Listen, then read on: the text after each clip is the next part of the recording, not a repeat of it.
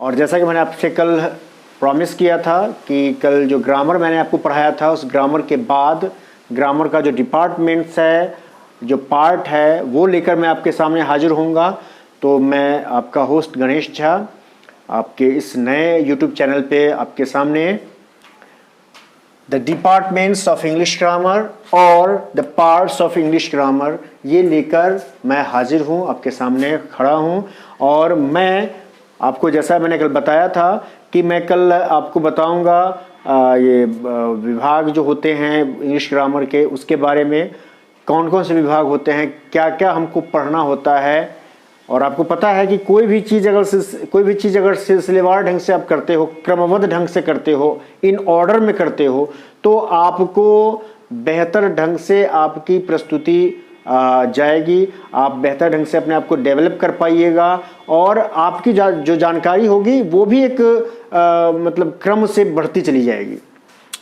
तो यहाँ पर मैंने इसी चीज़ पर चर्चा की है, डिपार्टमेंट्स कहिए इंग्लिश ग्रामर की या पार्ट कहिए इंग्लिश ग्रामर की, both are the same in this term. वैसे डिपार्टमेंट्स और पार्ट्स ये दोनों में क्वाइट डिफरेंसेस है, but in this prospect those are same, those are similarly used. तो अंग्रेजी व्याकरण के भाग या विभाग कितने हैं? तो मैंने आपको कल भी बताया था कि अंग्रेजी व्याकरण के 4 भाग होते हैं और उन 4 भागों पर आज चर्चा आपके सामने मैं कर रहा हूं। तो पहला भाग जो होता है, आज मैं आपका वीडियो ज़्यादा लंबा नहीं बनाऊंगा, आप निश्चिंत रहो, आपको बिल्कुल भी इसमें सफोकेशन नहीं होगी, कोई भी फेडअप आप यहाँ पे नहीं हो पाओगे। तो पहला ऑर्थोग्राफी होता है। ऑर्थोग्राफी मतलब वर्ण विचार। इस ऑर्थोग्राफी पहला पार्ट में हम सीखते हैं, बच्चों को भी सिखाते हैं, हम लोगों को भी नहीं सीखा है, क ख ग घ ए बी सी डी, है ना, अलिफ बे। तो ये सब जो सीखा हमने है ये वर्ण विचार में ही सीखा है। तो यहाँ से हम वर्णों की, कैसे हम वर्ण को लिखते हैं, कैसे उसका उच्चारण करते हैं, ये सब जो है आर्टिकुलेशन है, प्रोनाउंसिएशन है, तो ये सब चीज़ हम यहाँ से सीखते हैं। इसके बाद जब वर्ण को सीख लेते हैं, अक्षर को सीख लेते हैं, लेटर को सीख लेते हैं, तो लेटर के बाद आती है शब्द की बारी। मतलब जब हम अक्षरों को एक क्रमबद्ध तरीके से एक सार्थक रूप में उसको जोड़ते हैं और एक नया अर्थ निकलता है, सार्थक अर्थ निकलता है, तो उसको बोलते हैं हम शब्द। तो यहाँ शब्द की जो विचार है, शब्द की जो बात है, शब्द की व्युत्पत्ति है, शब्द कहाँ से डिराइव्ड हुआ है, कौन सा शब्द कहाँ से है, कौन सा शब्द कहाँ से नहीं है। जैसे साइंस, तो साइंस इंग्लिश वर्ड है लेकिन साइंसिया से लिया गया है, लैटिन वर्ड से लिया गया है। तो इसी प्रकार से यहाँ पर आपको ये पता चलता है कि कौन सा वर्ड एक्चुअली कहाँ से ओरिजिन हुआ है। तो this segment is known as the origination of the word, derivation of the word. तो ये सब्जेक्ट, ये जो पार्ट है ये बताता है डेरिवेट कहाँ से हुआ है कोई भी शब्द।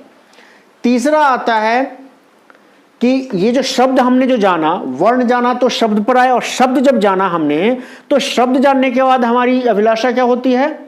तो we probably use to try to make a sentence. तो हम यहां पर एक सेंटेंस बनाने की कोशिश करते हैं। तो ये वर्ड्स हम जान गए, कौन सा वर्ड कहाँ यूज होगा, ये हम वर्ड को जान गए, वर्ड के सारे हिस्सों को जान गए।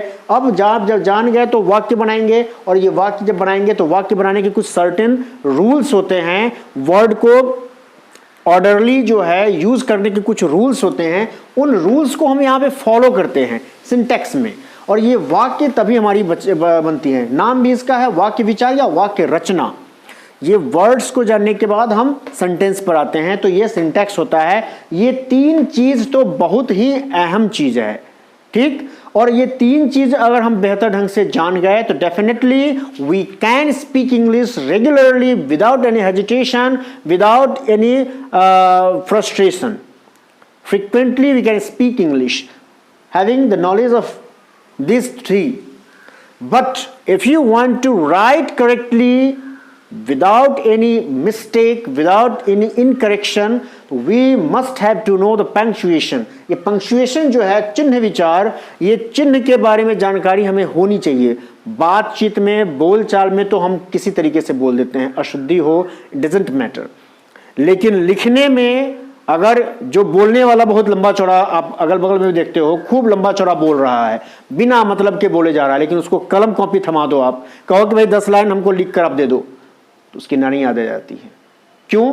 क्योंकि उनको ये पता नहीं होता है कि शब्द को कैसे हम कहां पर रखेंगे, हर्षिकार दीर्घिकार, उसमें जो स्पेलिंग होती है इंग्लिश में, उनकी मात्राएं वो कैसे हम यूज करेंगे, किस प्रकार का सेंटेंस बनाएंगे, कहां पे टेंस का यूज होगा, कहां पे क्या बोलते हैं पार्ट्स ऑफ स्पीच जो है वो यूज होगा, कहां पे उसका करेक्शन किया जाएगा, कहां पे प्रोवर्ब्स का यूज है, ये सारी चीजें जो हैं वो उनको पता ही नहीं हो पाती है, केवल बोलना वो जानते हैं। तो इसके कारण जो है ये 3 तो जान लिया उन्होंने, लेकिन उसके अलावे जो सबसे बड़ी चीज होती है वो ये है कि आप किसी सेंटेंस को बोलने जा रहे हो और वो सेंटेंस जो है एक्सक्लेमेशन में है, वो सेंटेंस जो है वो इंटरोगेशन में है, तो हम किस प्रकार से दर्शाएंगे अपने कॉपी पे, अपने उस पत्र में कि हमने आपसे क्या जानना चाहा है, हमने आपके सामने क्या अपने आप को बनाकर पेश करना चाहा है। तो इन सब चीज़ों के लिए पंक्चुएशन बहुत ही इम्पोर्टेंट है। अगर आप ये तीनों जान गए, if you knew all of these 3 and you didn't know the punctuation, definitely you are not able to write English correctly. So you must have to know the punctuation if you want to write English correctly, and this one is very important, having the complete knowledge of English or any languages. Urdu की बात तो मैं नहीं जानूंगा क्योंकि उर्दू में जानता नहीं हूँ, लेकिन हिंदी में भी ये बात डेफिनेटली 100% सही है, संस्कृत में भी ये सही है और इंग्लिश में तो है ही। तो ये 3 जो लैंग्वेजेस हमारे पास हैं, तो इन तीनों को तो हम जान रहे हैं कि इसके लिए पंक्चुएशन मस्ट है। तो ये 3-4 चीज़ें जो हैं, 1 2 3 4 चीज़ें, ऑर्थोग्राफी, एटिमोलॉजी, सिंटैक्स और पंक्चुएशन, ये 4 चीज़ों की जानकारी होना बहुत आवश्यक है। इन 4 चीज़ों को जो जान गया, क्रमबद्ध तरीके से जो जान गया, उनको ग्रामर के बारे में किसी प्रकार की कोई डाउट नहीं रहेगी, किसी प्रकार की कोई संदेह उनके दिमाग में नहीं होगी। तो I hope you all get the all the things here written very quickly, very sharply, और मैं समझता हूँ किसी प्रकार की कोई दिक्कत आपके सामने अब शायद ना रह गई हो। तो इनको पढ़ो, इनको समझो आप, और इसके बाद मैं समझता हूँ कि आपको किसी प्रकार की कोई दिक्कत नहीं होगी।